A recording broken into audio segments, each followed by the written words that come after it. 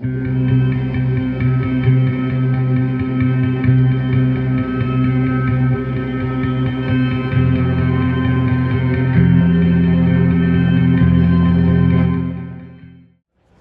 here for Sound on Sound at the NAMM Show 2015 in Anaheim, California on the Arturia booth with Glenn. Hi Glenn. Hi, how are you? I'm very well, thanks. How are you? Doing well, doing well. So you've got something new for us here, haven't you? It's a new audio interface, which is a new thing for you guys. Yeah, audio interface is kind of a new realm for us. We wanted to do something new and different. You know, most of the time people think audio interface and they start to go to sleep. So we wanted to actually do something that's really kind of new and bold and different.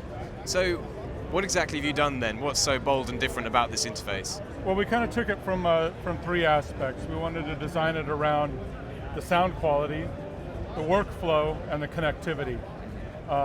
And we looked at what other people were doing and we found ways to improve it, you know, build a better mousetrap, basically. And we believe we've done that here with this. So do you want to talk us through some of the functionality then and how you've achieved those things? Yeah. First off, to talk about sound quality, you know, sound quality, when people start talking sound quality, it becomes kind of a, you know, what's good sound quality? Well, when you're digitizing audio, you need to start with good A to D converters. So we use AKM converters in here, but we use what they call their Premier series. If you go to the AKM website, you'll see the standard series and the Premier series. We use those. Most of the competition that we looked at, even the high-end competitions, using the standard series ones. Now, to have the input perform at that same level, we had to redesign the input. We didn't want to use standard op amps like everybody else is using. So we built a complete discrete analog audio front end for those. And the idea was to get the noise floor down so low that we could kick up 75 dB a gain on those to be able to drive whatever kind of mic that you want without it, you know, getting real noisy at the end of the gain. Right. So that's the beginning for the sound quality aspect. Beyond that, then we wanted workflow. And everybody's kind of gone to the one knob and a screen and menus and cycling through stuff. And it's actually a nice looking thing. I mean, design that looks great. Until I was using one in my studio and went to turn up, I had a XY thing balanced out, had the input, you know, tuned down to about a dB with each other to get the stereo on. I went to turn up the headphones, and no, I turned up one of the mic things because I pushed in the button and went through the wrong menu.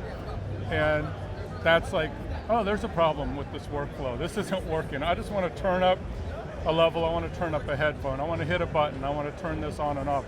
I don't want to have to load their software to do, you know, a phase shift or do a pad or something like that. That should all be on the front panel. And that's what we've done here, is we put it on the front. So it's one function per knob or button, basically. Exactly. There's a couple features that we have within software, but they're things that are much more esoteric. Things like we have 2 speaker outputs on this. So I can have my large monitors and my small ones, but I want to calibrate the levels on those monitors. So one's loud, one's a little bit softer. I have a function in software where I can balance the maximum output of speaker A and B. So when I hit my A-B button here, they'll be monitoring at the same level for me. Oh, cool. So you can calibrate that within the software. You know, the only other thing in the software is that you have a secondary input for line in and then a phono input. We figured people aren't going to be going turntable line back and forth. You'll probably pick and choose one. Yeah. So you can do that via the software as well. But other than that kind of stuff, everything is hands-on on the front panel right here. So what other connectivity is there in the box then? So connectivity, we put all kinds of crazy connectivity. I mean, when I start to look at it, my initial design and drawings of the thing, you know, they're nice big pieces of paper, and how they shrunk it down kind of amazes me. But you've got your XLR combo jacks on the front, so you can plug instrument line mic into it. You've got 2 separate headphone outs. You've got a separate headphone bus on here. You got 1/4 inch, and you've got the 3.5 millimeter on the headphones. Some of the headphone functionalities, you can choose between the master bus or the monitor bus for each one separately. And then you can also collapse it stereo to mono for checking phase. You've got a talk back here. If I've got the guy recording him in the bathroom or wherever, I can talk back to him and communicate.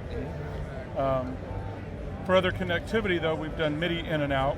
We've got word clock in and out, which most don't have both. They have Something one or the so other. small, that's quite unusual, yeah. Those can also double as SPDIF. Okay. You have ADAT in and out. So really this is a 14 input device. 14 simultaneous channels can record. As I said, the speaker AB, you've got the separate line level in, you've got the RCA for the phono with the RIA preamp. You've got inserts on it. It's USB 2.0 class compliant, so it works Mac, PC, iOS, Android. Plugs in, works. Right, okay. And then you've got a USB hub for plugging into all the other things.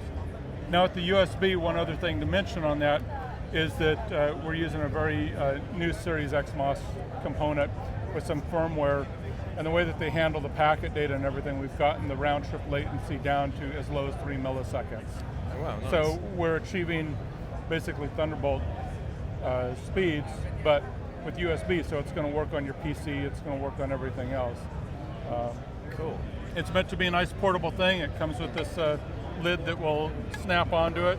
It's all metal housing, nice rubber base on it so that when you plug something in, you're not having a problem with it. Race across the desk or anything. Yeah, you're not tracing it across the desk, Yeah. and it's not pulling it off the desk when you've got cables hanging down on it.